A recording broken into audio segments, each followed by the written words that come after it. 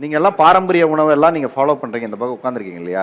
இவங்க சாப்பிடக்கூடிய உணவு பழக்கம் தப்பா இருக்கு அப்படின்னு நீங்க நினைக்கிறீங்களா? இதே ஒரு 10 இயர்ஸ் பிஃபோர் இந்த நிகழ்ச்சி நடந்த நானும் அந்த பக்கம் தான் உட்காந்துருப்பேன். வானத்தில் பறக்கிறது, தண்ணியில் இருக்கிறது, ரோட்டில் இருக்கிறதுல மிஷினை தவிர எல்லாத்தையும் சாப்பிட்ருக்கேன். ஆப்ரேஷன் தேட்டரில் தூக்கி போட்ட வகுத்த கிழிச்சப்போ தான் தெரிஞ்சு எனக்கு எல்லாமே என்ன காரணம் அப்படின்னு. அப்பண்டிஸ் வந்துச்சு, கிட்னி ஸ்டோன் வந்துச்சு. நம்ம உடம்புக்குள்ளேயே காற்று, தண்ணி, சாப்பாடு இது 3 தான் உள்ளே போயிட்டு வெளியில் வர்றது. இது 3 கரெக்டாக உள்ளே போயிட்டு வெளியில் வந்துச்சுன்னா பிரச்சனையே கிடையாது. உள்ளே போய் ஸ்ட்ரக் ஆகி நிற்கிற இடத்துல தான் பிரச்சனையும். இவங்க நினைக்கிறாங்க நம்ம எப்போ வேணாலும் சாப்பிடலாம், என்ன வேணாலும் சாப்பிடலாம் அப்படின்னு.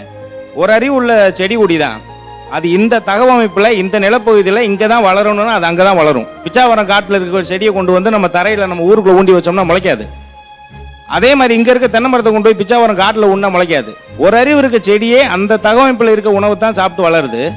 நம்மளுக்கு இருக்கு நம்மளுடைய பாரம்பரியம். அப்போ நம்ம சைனாவில் பிறந்திருந்தோம்னா அந்த உணவு சாப்பிடலாம். பர்மாவில் பிறந்திருந்தோம்னா தம்பி சொன்ன மாதிரி பர்மா உணவு சாப்பிடலாம். நம்ம ஊர்ல நம்ம கிளைமேட்டுக்கு நம்ம என்ன உணவு சாப்பிடணுமோ அதைத்தான் நம்ம சாப்பிடணும். அன்னைக்கு எங்க பாட்டி சொல்லுவாங்க, தோட்டத்துக்கு வேலைக்கு போன இடத்துல குழந்தைய பத்தி தூக்கிட்டு வந்திருக்காங்க. அன்னைக்கெல்லாம் வந்து எந்த ஒரு இரும்பு சத்து குறைபாடு இல்லை. ஏன்னா அவங்க சாப்பிட்டது இரும்பு சோளம்.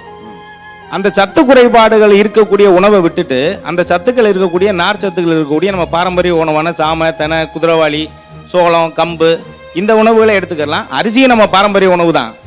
தஞ்சாவூர்ல பார்லியும் கோதுமைமா விளைஞ்சிச்சு, அன்னைக்கு இருந்த அரிசி இருந்தது தான். இந்த மாதிரியான உணவுகளை கரெக்டான நேரத்தில் எடுத்துக்கணும். நம்ம உடம்பு நம்ம கிட்ட பேசும் சார். நம்மளுக்கு எப்ப பசிக்குதோ சாப்பிடணும், நம்ம உடம்புக்கு தேவைன்னா பேசும், பசிக்கும். தாகம் எடுக்குது அப்படின்னா தண்ணி தேவைப்படுறப்ப பேசும், தண்ணி குடிக்கணும். தூக்கம் வரணும் அப்படின்னா அதுவே டயர்டாக்கி காமிக்கும், தூக்கம் வர மாதிரி இருக்குடா அப்படின்னு படுத்துடணும்.